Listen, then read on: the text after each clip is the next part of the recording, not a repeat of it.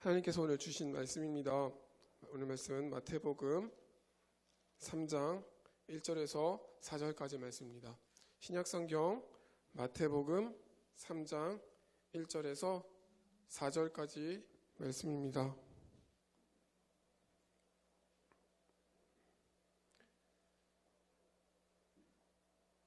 이 하나님의 계시의 말씀 우리 한 절씩 교독하도록 하겠습니다. 그때 세례 요한이 이르러 유대 광야에서 전파하며 말하되 그는 선지자 이사야를 통하여 말씀하신 자라. 일러스되 광야에 외치는 자의 소리가 있어 이르되 너희는 주의 길을 준비하라. 그가 오실 길을 곧게 하라 하였느니라. 그리고 음식은 메뚜기와 석청이었더라. 아멘. 네. 제가 군대에 있을 때 얘기를 해드리겠습니다. 제가 그래도 하나님의 은혜를 입어서 저기 강원도 인제 원통, 인제 가면 언제 오나 원통에서 못 살겠네 하는, 지금 쓰시는 건 아셔서 오는 거죠? 예. 그곳에서 근무를 했습니다. 사단은 12사단이고요. 거기는 GOP 사단입니다. 휴전선을 지키는 부대였습니다. 감사하게도 저는 철조망에 가진 않았고요. 저는 사령부 본청에서 그 원통 시내에 있는 그래도 잘 만들어진 건물 안에서 행정병으로, 작전 상황병으로 근무를 했습니다. 남들은 너는 한여름에 땡볕에 안 나가고 에어컨 나오고 겨울에는 히터 빵빵하게 나오는 데서 근무했으니까 편하게 근무하지 않았냐 라고 말씀하실 수도 있겠지만 솔직히 몸은 편했거든요. 근데 정신은 편하지 못했습니다. 밤잠을 못 자가지고요.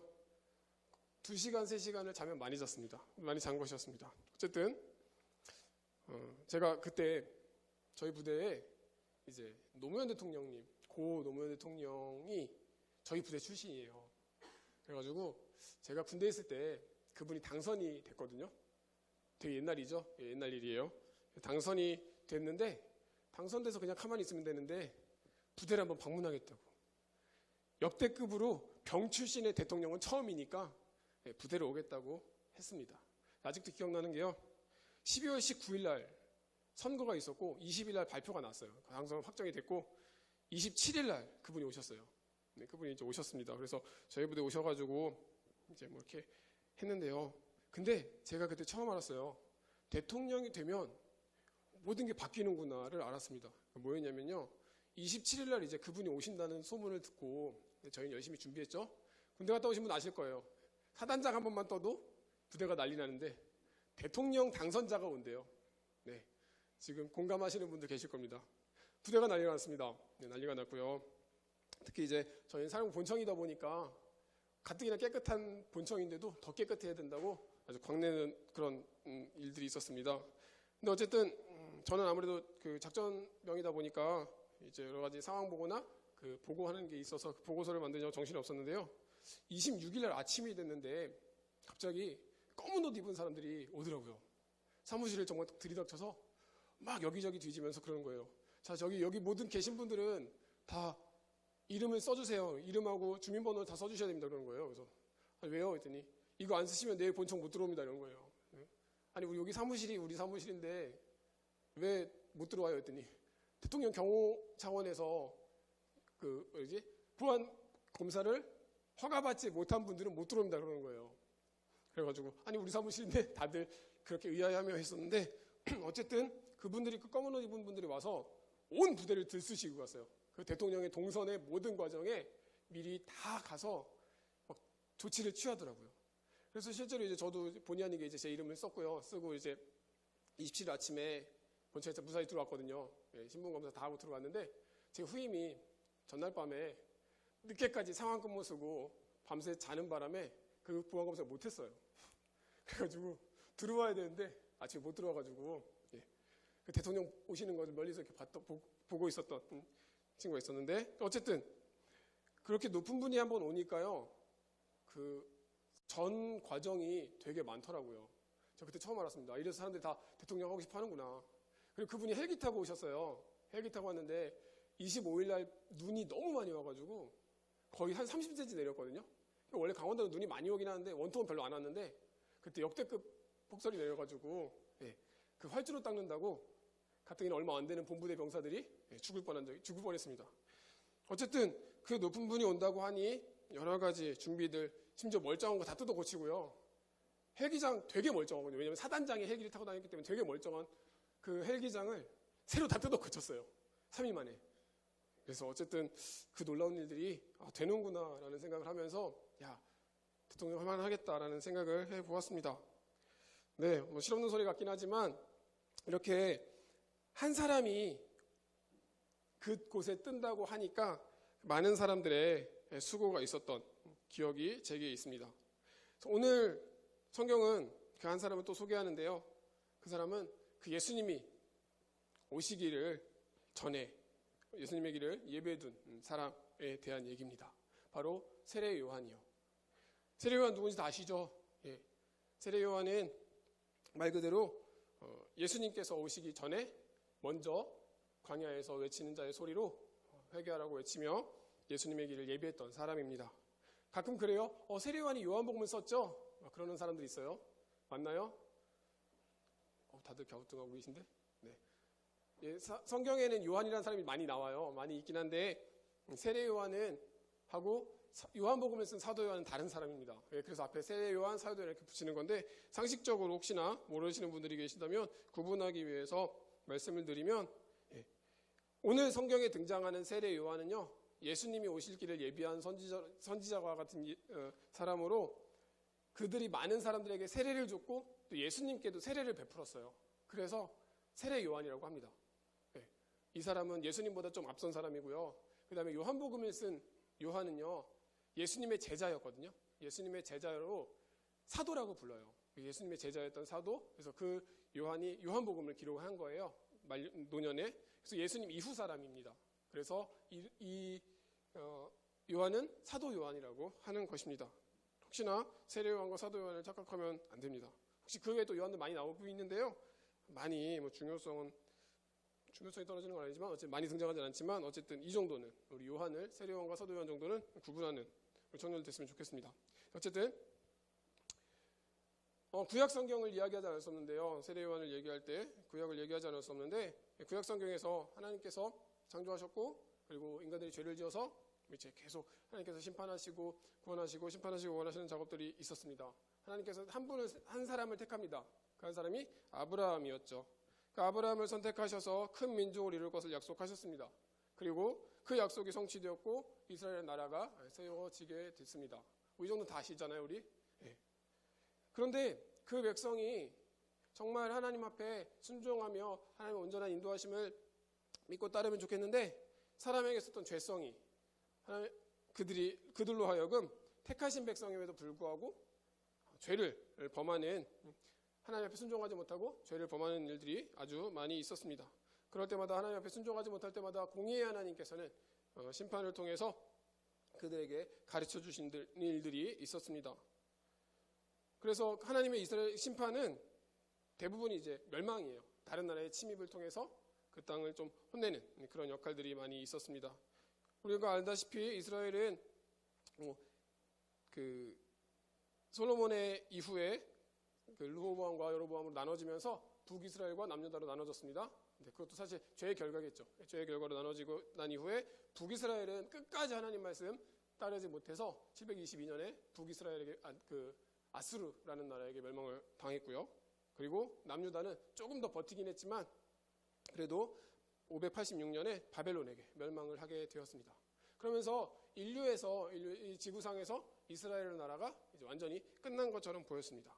그런데 우리 하나님께서는 심판하시는 공의 하나님이시지만 또 우리를 사랑하시는 그 하나님이기에 그들을 그대로 내버려 두시지 않으시고 예언자를 통해서 포로 생활로부터 회복시키겠다라는 약속을 허락하셨고 그 끝내 사랑의 하나님의 표현이 70년 후에 포로로부터 귀환하는 일들이 벌어지게 되었습니다. 그래서 다시 한번 하나님 앞에 그들이 예배할 수 있도록 세웠습니다. 그런데 안타깝게도 그들은 죄성은 사라지지 않았고 하나님의 공의로운 심판과 회복의 과정, 그 과정을 거치면서 계속적인 심판과 회복의 과정들을 거치게 됩니다. 이럴 때마다 하나님께서는 예언자들 통해서 선지자들 통해서 너희들이 돌이키라고 회개하라고 말씀을 하시죠. 그래서 성경의 많은 부분, 우리 구약 성경의 이사야부터 말라기까지 그 모든 선지서들이 다 선지자들의 선포거든요. 그들의 선포는 되게 간단해요. 사실 회개하라는 거, 돌이키라는 거, 하나님께 돌아오라고, 하나님의 말씀에 순종하라는 것이었습니다. 그런데 그때마다 우리 이방인뿐만 아니라 이스라엘 백성들도 순종하지 못할 때도 있고, 그래서 많이 괴로움도 당하고 어려움도 많이 있었습니다. 어쨌든 그 과정이 구약 성경에 기록이 되어 있는 거죠. 그런데 하나님께서 구약 성경의 마지막 그 예언서인 말라기 선지자를 통해서 마지막 예언을 하셨습니다. 너희들이 그렇게 하면 안 된다라는 선포를 하게 되신 거죠. 그게 BC 433년경인데요. 그 선포 이후에 갑자기 하나님의 선포의 말씀이 끝나게 됩니다. 사라지게 됐죠. 이후 약 400년간 하나님의 말씀이 없었습니다. 그래서 이 시기를 학적으로는 신구약 중간기라고 하고요. 하나님의 침묵기라고도 이야기를 합니다. 하나님께서 말씀을 안 하셨기 때문에. 그런데 이 긴 침묵, 약 400년간의 430년, 2년간의 침묵을 깨고 드디어 다시 한번 하나님께서 한 사람을 세우시고 한 사람에게 명령하셨습니다. 그리고 그 사람이 역시 회개를 선포하며 등장을 했는데요. 그 사람이 바로 오늘 여러분들과 함께 볼 세례 요한입니다. 세례 요한은 대제사장 아론의 후손이었고요. 아빠도 제사장이었어서 본인도 이제 제사장을 이어받을 수 있는 그런 사람이었습니다. 그래서 사실 이 세례 요한은 구약의 오랜 기간 동안에 구약에 침묵하셨던 그 시기를 지나서 다시 한번 새롭게 하나님의 말씀을 선포하는 예언자로 서서 구약과 신약을 잇는 사람이 되었습니다. 구약 시대의 율법에 규정된 희생제사, 그 희생제사를 통해서 속죄받던 그런 시대에서 이제는 예수 그리스도의 십자가 보혈로 구원받는 그 신약 시대로의 전환을 가져온 선지자가 바로 세례 요한이라는 것이죠. 오늘 마태복음에는 기록이 되어 있지 않지만 누가복음에는 이 세례 요한의 출생 과정에 대해서도 자세히 소개하고 있습니다. 그 아버지는 아까 얘기한 것처럼 제사장이었고요. 사가랴라는 사람이었습니다. 그리고 어머니는 엘리사벳입니다. 사가랴와 엘리사벳은 나이가 많았음에도 불구하고 자식이 없었어요. 자녀들이 없었습니다. 그래서 포기하고 있었을 때쯤 하나님께서 그 노인의 그 늙은 태를 이용해서 자식을 주겠다는 약속을 주의 천사를 통해서 보여주십니다. 그래서 그리고 그 아이가 태어나면 이름을 요한이라고 하라고 명령하시죠. 사실 그게 이 출생 과정이 쉽게 믿어지지 않는 과정일 수 있었지만 사가랴와 엘리사벳은 그 사자의 말을 믿고 기다렸습니다. 그래서 어쨌든 태어났고요. 그 태어난 이름을 요한이라고 하나님께서 말씀하셨던 것처럼 요한이라고 짓게 되었습니다. 그래서 요한의 뜻은 여호와의 사랑하는 자라는 뜻을 가지고 있습니다. 어쨌든 이런 출생의 비밀을 가지고 태어난 요한은 하나님께서 선택하신 그 예언자로서 다시 한번 하나님의 말씀을 선포하기 시작하죠. 이 세례 요한에 대해서는 사복음서가 다 기록하고 있습니다. 마태복음, 마가복음, 누가복음, 요한복음 이 모든 복음서들이 다 기록되어 있을 만큼 예수님 사역에 있어서 우리가 믿고 있는 그 예수 그리스도의 사역에 있어서 예비하는 중요한 인물이 되었다는 것이죠. 그래서 그 요한을 통해서 하나님께서 세례 요한을 선택하시고 세례 요한에 말씀하셔서 주의 길을 예비한 것, 이 사건이 지금 이 시대를 살아가는 우리에게 어떤 의미가 있는지 말씀을 통해서 한번 나눠보기를 소원합니다. 먼저 세례 요한이 가장 먼저 광야에서 외친 말씀이 있었죠. 그 말씀이 무엇입니까? 2절에 보니까 이렇게 기록하죠.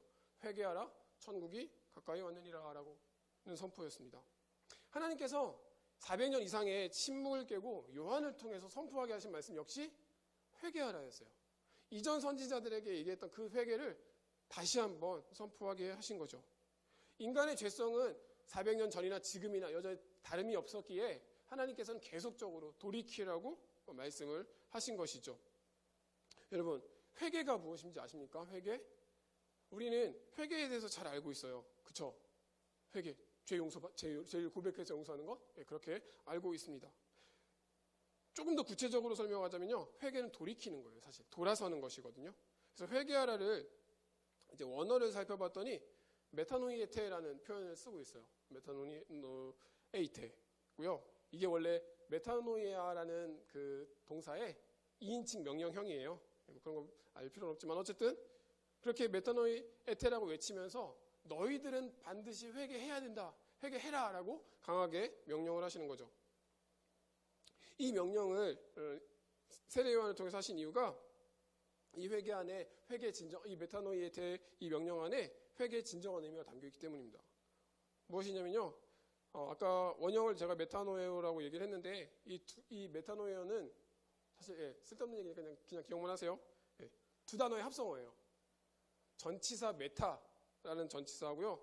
그다음에 노에오라는 동사의 합성어입니다. 그래서 메타는 이동이나 변화를 나타내는 전치사거든요. 전치사 앞에 노에오, 자기 마음을 바꾸다, 자기가 마음을 이해하다, 숙고하다, 주의하다라는 단어를 가진 노에오라는 단어가 합쳐진 거예요. 그래서 메타노에오라는 단어를 통해서 자기의 마음을 바꾸다, 자기가 행한 것에 대해서 유감스럽게 여기다라는 의미를 뜻하고 있고요. 그래서 이로부터 회개의 의미를 생각해 보면 이제 머리로 깨닫고 마음으로만 느끼는 것이 아니라 이제 의지적 행동을 동반해서 완전히 돌이키는 것. 그것이 그 메타노이 에테의 의미인 거죠. 그러니까 단순하게 우리가 나 회개했어라고 얘기를 하는 것이 내 죄를 용서받았어 해서 끝나는 것이 아니라 이제 완전히 돌이켜서 그 죄를 더 이상 짓지 않으려는 의지까지 포함이 된 단어가 바로 회개라는 단어라는 것이죠. 원어에서 생각해 보면 여러분들에서 우리가 많이 회개를 하지만 정말 그 회개를 통해서 정말 돌이켜서 다시 그 죄를 범하지 않는 사람들일까요? 잘 안 되죠. 저 역시 잘 되지 않을 때가 많이 있습니다. 그래서 저도 회개를 많이 하지만 그 회개가 내 실천과 내 의지를 제대로 반영하지 못할 때가 많이 있음을 사실 고백합니다. 그래서 사실 이 회개에 대해서 정말 내가 완전히 돌이키는 것, 하나님 앞에서 어떤 사실에 대해서 의지를 다해서 완전히 돌이키는 것이 회개인데 사도행전에서 사도 베드로가 그 설교를 통해서 회개의 모습들을 좀 나타내는 부분도 볼 수 있습니다. 사도행전 3장 19절 21절에 보니까 이렇게 기록하는데요. 19절만 제가 읽어보겠습니다. 사도행전 3장 19절입니다. 그러므로 너희가 회개하고 돌이켜 너희 죄 없이 함을 받으라. 이같이 하면 새롭게 되는 날이 주 앞으로부터 이를 것이요. 또 주께서 너희를 위하여 예정하신 그리스도 곧 예수를 보내시리니 라고 이제 기록을 하고 있는데요. 사도 바울이란다. 베드로가 한번 회심해서 회개한 경험이 있는 베드로가 이렇게 설교하는 거예요. 이 사도행전 3장 말씀의 배경에는 이런 게 있는데요. 사도 베드로와 사도 요한이 회심하고 정말 하나님 열심히 믿고 예수님의 부활을 전하는 자가 되어서 성전으로 기도를 하러 가는데요. 그 성전 미문 앞에 아름다운 문이라고 불리는 그 미문 앞에 태어날 때부터 일어서지 못하는 그 병자가 있었습니다. 그 병자가 구걸하고 있었어요. 그 구걸하고 있을 때 베드로와 요한이 그를 봅니다. 그를 보고 나서 그의 구걸 가운데 이렇게 얘기를 하는 거죠. 은과 금은 내게 없으나 내게 있는 것으로 내게 주겠다라고 하면서 그의 손을 붙잡고 일으키죠. 그 일으키는 기적을 베드로와 요한이 선보인 것입니다. 사실 많은 사람들이 그때 베드로에게 주목했어요. 요한에게 주목했습니다. 그래서 정말 저 사람이 좀 위대한 사람인가 보다, 놀라운 사람인가 보다, 저 사람을 따르자라는 그런 의견들이 있었지만 그때 베드로가 그렇게 얘기를 하는 거죠. 내가 한 것이 아니라 성령님께서 하신 것이다. 내가 믿고 있는 그리스도께서 하신 것이라고 얘기를 하면서 이 본문을 아까 읽었던 사도행전 3장 19절을 얘기하는 거예요. 그러면서 너희들도 회개하고 죄 없이 함을 받으라라고. 그렇게 되었을 때 새롭게 하는 날이 너에게 주 앞으로부터 이른다고 이야기를 하는 것입니다. 회개의 모습을 통해서 변화된 그 베드로가 다른 사람들에게 전했던 그 회개의 모습과 세례 요한이 회개하라고 선포했던 그 모습의 의미가 비슷하다는 것, 동일하다는 것을 이야기하는 것이죠. 이것이 우리가 주님 앞에 나아가야 할 때 가장 기본적인 모습이 아닌가 싶습니다. 우리는 하나님 앞에 회개해야 되는 사람들이고요. 회개를 통해서 변화되어야 되는 사람입니다.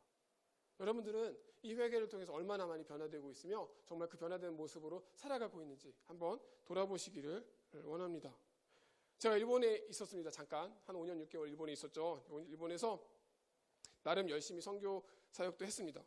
별로 열매는 없었지만 열심히 했어요. 나름대로. 그때 여러분 히로시마가 어떤 도시인지 아시죠? 원자폭탄을 세계 최초로 원자폭탄을 맞은 도시거든요.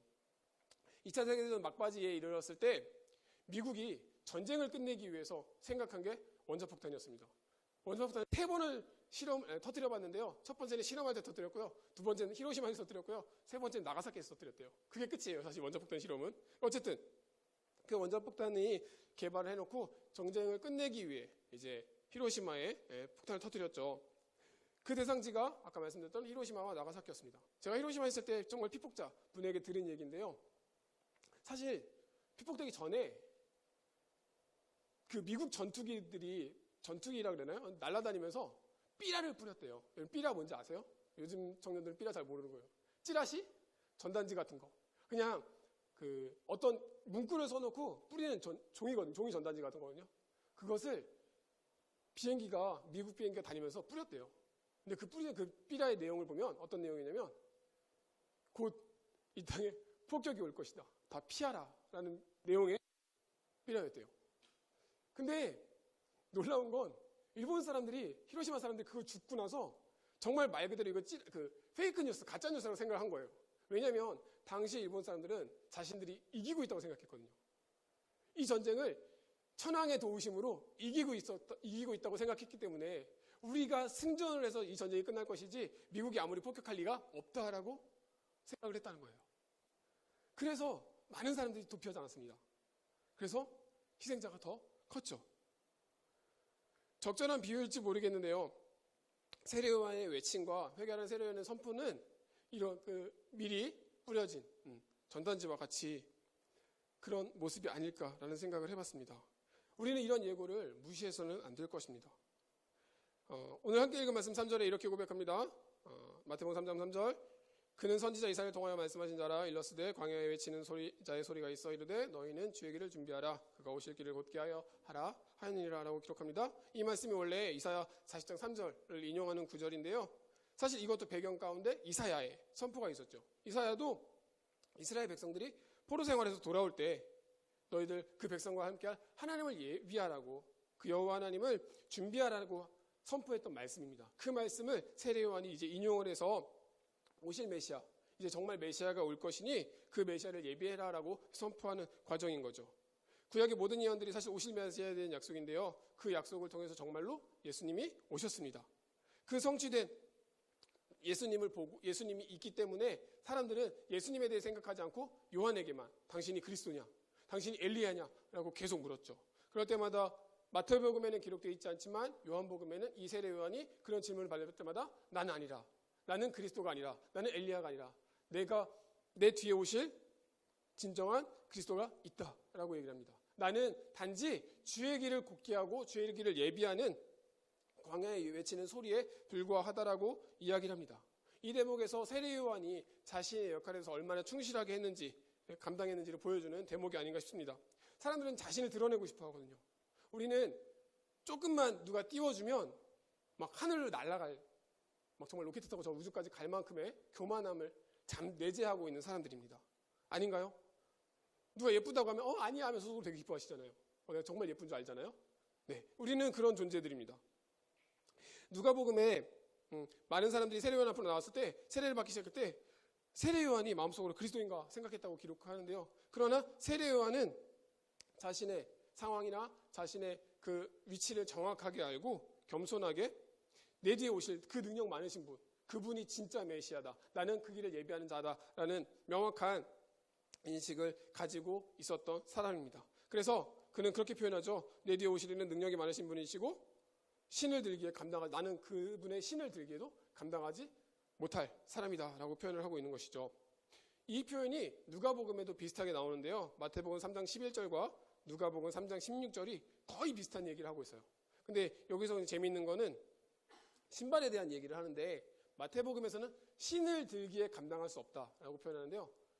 누가복음에는요, 신발끈을 풀 수도 없다고, 자기는 신발끈을 풀기도 감당하지 못하겠노라라고 고백을 해요.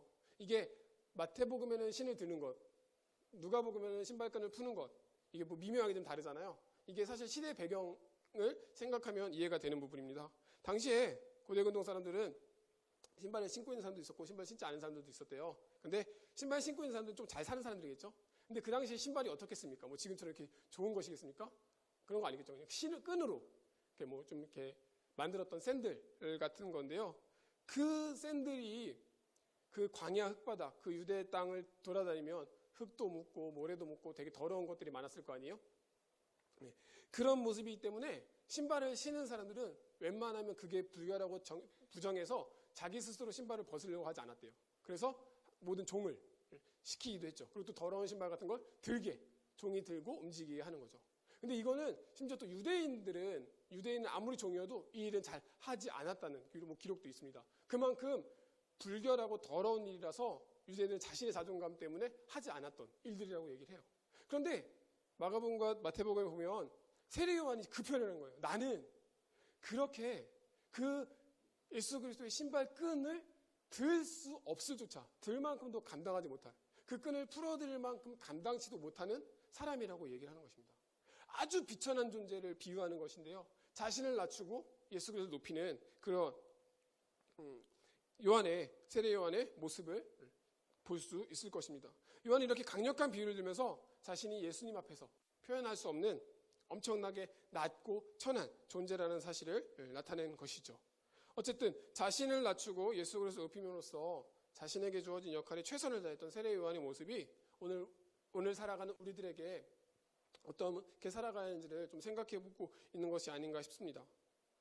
네, 우리 여러분들은 세례 요한을 통해서 어떤 것을 배우고 어떤 것을 느끼시고 어떤 것을 깨달으실 수 있으시겠습니까? 회개하라는 세례 요한의 선포는 예수님께서 이후에 오셔서 동일하게 선포하셨습니다. 마태복음 4장 17절에 이렇게 기록하죠. 똑같은 말씀입니다. 이때부터 예수께서 비로소 전파에 이르시되 회개하라 천국이 가까이 왔느니라 하시더라. 세례 요한의 선포가 예고편이었다면 예수님의 선포는 본편이었습니다. 그리고 그 선포 이후에 믿는 자들에게는 구원을 허락하셨습니다. 세례 요한은요, 예수님의 오시기 전에 많은 사람들에게 세례를 주고 그들이 예수님을 따라갈 수 있는 믿음을 허락했다면 이제 예수님께서는 정말 이 땅에 오셔서 우리들에게 구원의 확신, 그 믿음의 은혜를 우리에게 베풀어 주셨습니다. 어떻게요? 십자가에 달려 돌아가심으로. 예수님께서 십자가에 달려 돌아가시고 부활하시죠. 그 부활하시고 하늘에 오르시면서 정말 천국이 우리에게 가까이 왔음을 나타내 주셨습니다. 스스로 천국에 올라가시면서 그 천국이 단순히 우리에게 먼 것이 아니라 우리에게 이제 주어질 약속임을 나타내셨죠. 그래서 지금 이 시대, 이제 세례 요한은 죽고 세례 요한도 죽고 예수님께서도 부활하신 지금 이제 이 시대에는 우리가 이 시대의 세례 요한과 같은 역할을 감당해야 한다는 것입니다. 언제까지요? 예수님께서 다시 오실 때까지. 예수님께서 재림하시겠다고 약속하셨습니다. 다시 오시겠다는 명확한 약속을 우리에게 주셨습니다. 그럼 우리는 이 시대에 살아가는 우리는 지금 이 시대에 우리가 뭐 세례 요한 같은 명확한 그 하나님의 말씀을 받지 못했을지 모르겠지만 그래도 믿는 사람으로서 내가 길이요 진리요 생명이신 그 예수 그리스도를 따르는 사람으로서 우리가 살아가는 모습, 우리의 모습은 세례 요한의 그 예비된 모습과 같은 사람이 되어야 하겠다는 것이죠.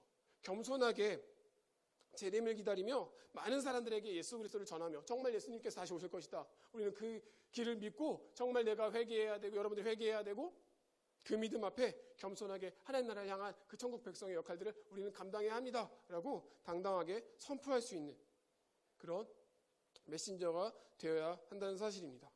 사랑하는 안락교회 나우스 청년대학부 우리 공동체 여러분, 날마다 우리의 삶을 돌아보면서 내가 죄인임을 깨닫고 그리스도의 이름으로 회개하며 나아가고 계십니까? 그리고 겸손하게 오실 예수님, 다시 오실 그 예수님을 기다리면서 다른 사람들에게도 그 분의 이름을 전하고 계십니까? 세례 요한의 모습은 단순히 그의 모습을 통해서 우리가 그 모습을 따라간다는 것이 아니라 그의 못지않은 역할들이 지금 우리에게도 주어져 있다는 사실을 성경이 가르쳐주고 있습니다. 우리는 스스로 드러내고 싶어 하고요. 내가 남들보다 뛰어나고 싶어 하고요. 남들을 짓밟고 올라서고 싶어 하고요. 내가 최고라는 그런 모습을 나타내서 겸손과 섬김의 모습들은 우리에게 잘 나타나지 않는 시대가 되었습니다. 무한 경쟁이라고 해서 경쟁을 시키지, 조장하고 시키지 우리가 섬겨야 되고 겸손해야 된다는 얘기를 하지 않는 시대가 되었다는 사실입니다. 오히려 세례 요한 같은 섬김과 겸손은 개나 줘버려야 되는, 우리에게 아무런 쓸모없는 그런 시대가 되었습니다. 예수님의 그 십자가 사건은요, 그냥 신화적인 요소, 내게 나와는 아무런 상관이 없는 그런 모습으로 여겨지는 시대에 살고 있습니다. 그렇지 않습니까? 우리가 예수님 앞에 나아간다고 할 때, 우리가 교회 간다고 할 때 많은 사람들은 왜 가냐고, 그 시간에 공부하라고 이야기할지도 모르겠습니다. 지금 우리 특별히 따신대학부 시험 기간이죠. 그러면 그 시험 기간에도 이렇게 예배에 나온 여러분들은 정말 엄청난 믿음을 가지고 있는 사람들인 거죠. 그래서 아까 우리가 고백했어요. 우리 청년들의 기도 제목처럼 미움받을 용기, 세상 앞에 세상의 기준이 아닌 하나님의 기준으로 살아가기 위한 그런 간절한 몸부림, 처절한 우리의 기도가 있는 것이 아닌가 싶습니다. 여러분 대단하신 분들입니다. 이 시대를 살아가는 우리가, 저도 여러분들도 우리 모든 분들이 그 세례요한 같은 믿음으로 세상을 향한 선포, 외침, 그 앞에 나아갈 수 있는 저희들 되기를 소원합니다. 주의 길을 예비한 세례요한의 외침이 많은 사람들을 회개할 수 있는, 많은 사람들에게 세례를 베푸는 그런 놀라운 일들도 있었지만 반대와 핍박과 박해, 그 어려운 길이 동반되었다는 사실도 기억해야 합니다. 그럼에도 불구하고 그가 겸손히 외쳤습니다. 회개하라, 천국이 가까이 왔느니라. 그 덕분에 성경은 우리 예수님께서는 세례 요한을 여자가 낳은 자 중에 세례 요한보다 큰 이가 없다는 평가로 말씀하셨습니다. 그리고 예수님께서도 그를 통해 예비된 길 위해서 참 복음을 전해주시고 우리를 구원하셨습니다. 그리고 그 예수님이 부활하시고 승천하셨고 다시 오실 것을 약속하시면서 이제 우리에게 말씀하십니다. 예비된 자로, 준비된 자로 다시 오실 예수님을 기대하는 그런 사람이 되기를, 세례 요한의 길을 우리도 함께 걸어갈 수 있게 되기를 우리 하나님께서 간절히 원하고 계십니다. 날마다 여러분들의 삶의 자리에서 예수님이 드러날 수 있는, 내가 아니라 내 안에 살아계신 예수 그리스도가 드러날 수 있는, 또 그분의 길을 예비할 수 있는, 다른 사람들에게 믿음으로 복음을 전할 수 있는 그런 사람들이 되기를 우리 하나님께서 간절히 원하고 계십니다. 기도하겠습니다. 하나님 아버지, 부족한 종을 통해 주님의 말씀을 나눕니다. 나조차도 그렇게 살지 못하지만 하나님 부족한 종을 통해서 선포하게 하셨습니다. 주님, 이제 내가 회개하고 돌이킵니다. 그리고 다시 오실 예수님을 온전히 전하며 그분을 선포하며 그분의 길을 예비하는 자로 다시 한번 결단합니다. 주님, 어떤 상황 가운데서도, 우리의 삶의 자리 가운데서도 늘 내가 아닌 주님이 드러남으로, 내 안에 살아계신 예수 그리스도를 드러내므로 믿음으로 복음을 선포하는 우리 교회 안락교회 나우스 공동체 될 수 있기를 소원합니다. 감사드리며 이 모든 말씀 거룩하신 예수님 이름으로 기도드립니다. 아멘. 모든 상황 속에서 찬양하시면서 우리 함께 기도하길 원합니다.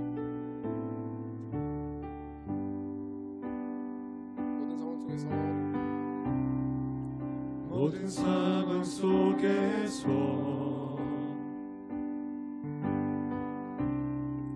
주를 찬양할지라.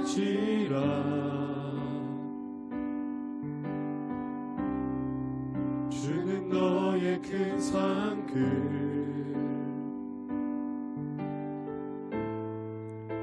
큰 도움이시라.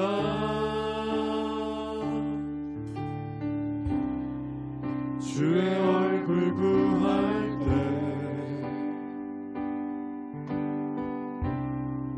주의 영을 부으사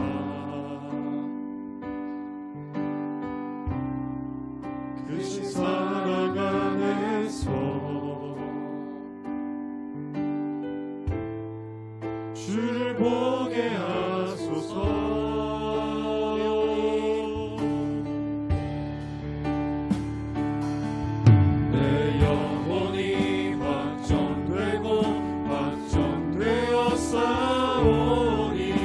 믿음에 흔들어 주를 바라봅니다.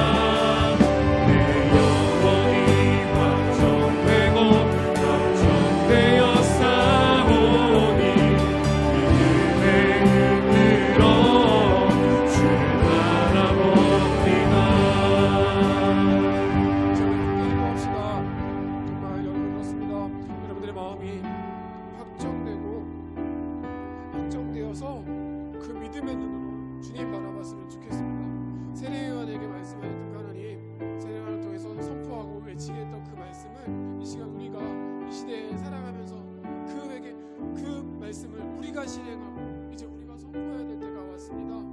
세상은 그 모든 기준이 어리석다고 미련한 것이라고 얘기할지 모르겠지만 분명한 건요, 성경이 이미 예언하셨고 성취하셨기에 다시 오실 그 예수 그리스도도 성취될 약속입니다. 그것을 믿고 살아가는 우리들이기에 두려움 없이 근심 없이 그 믿음의 선포를 하면서 또 그것에 따라 실천할 수 있는 우리 청년들 되기를 소원합니다. 그래서 이 시간 하나님 정말 주님 내 앞에 자녀를 고백한 것처럼 말씀을 들은 것처럼 하나님 세례의 마음으로 내가 회개하고 돌이켜 정말 주님의 그 놀라운 이 길을 예비할 수 있는 자, 다시 오실 그 예수 그리스도를 온전히 예비할 수 있는 자로 세워주시옵소서. 내 영혼이 확정되어서 정말 주님을 바라보면서 그 주님의 나라를 기대하면서 그렇게 살아가기를 소원합니다. 주님, 나를 그렇게 사용하여 주시옵소서라는 믿음의 고백을 여러분들의 성을 통해서 함께 고백하며 기도하며 나가도록 하겠습니다. 기도하시겠습니다.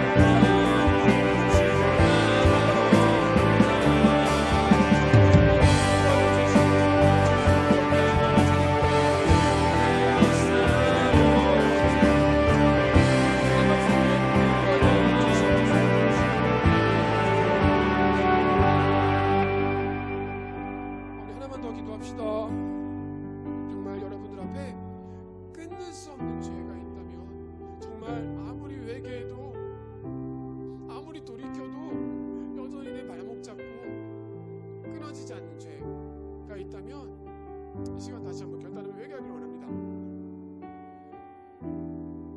하나님께서 우리와 함께 하시면요, 이미 내 안에 계신 성령님이 계시다면 여러분들 의지를 다해서 끊을 수 있습니다. 이 시간 아무도 모르는 그 죄악들, 내가 계속적으로 걸려 넘어지는 그 죄악들, 하나님 정말 이제 내게 회개하기를 원합니다. 내가 완전히 돌이키기를 원합니다. 다시 그 두 번 다시 뒤를 돌아보지 않는 그 마음으로 그 죄악들로부터 끊어지기를 소원합니다. 그리고 하나님, 내가 의지를 다해서 그것들 한 걸음 한 걸음 뗄 수 있을 때 뗄 때 하나님 나와 함께 하시고 살아계신 예수 그리스도의 온전한 인도하심과 성령님의 도우심으로 인해 그 모든 죄악들로부터 자유케 될 수 있도록 좀 도와주시옵소서라는 믿음의 고백을 이 시간 한 번 더 같이 소리내어 기도하며 나아가도록 하겠습니다. 기도하시겠습니다. 네, 혹시 이렇습니다. 주님, 회개하라고 할지 세례로 하는 것처럼 성포처럼 일단 이제 내가 내 안에 정말 내 안에 주님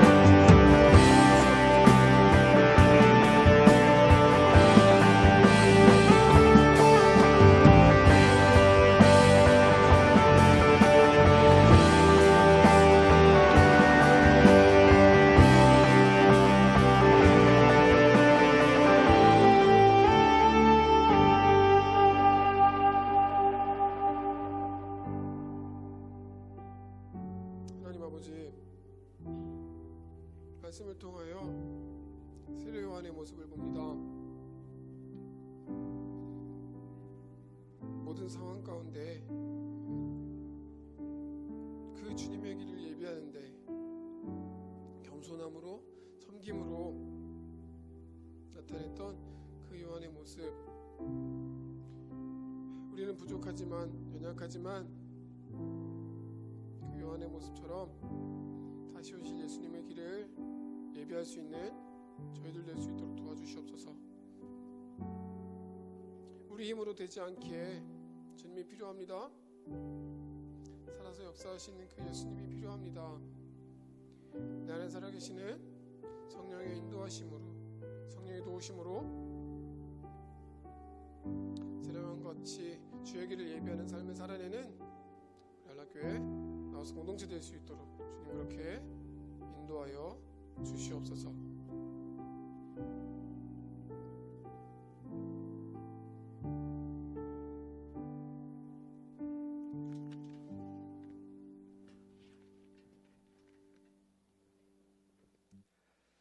여호와는 내게 복을 주시고 너를 지키시기를 원하며 여호와는 그의 얼굴을 내게 비추사 은혜 베푸시기를 원하며 여호와는 그 얼굴을 내게로 향하여 드사 평강 주시기를 원하노라. 이제는 주 예수 그리스도의 은혜와 하나님의 사랑과 성령의 교통하심이 하나님의 말씀에 반응하여 주의 말씀의 능력을 이루는 자로 세상에 예비된 자로 쓰임받기를 소망하는 이 자리에 모인 나와서 공동체 모든 이들에게 이제부터 영원까지 함께 하시기를 간절히 축원하옵나이다.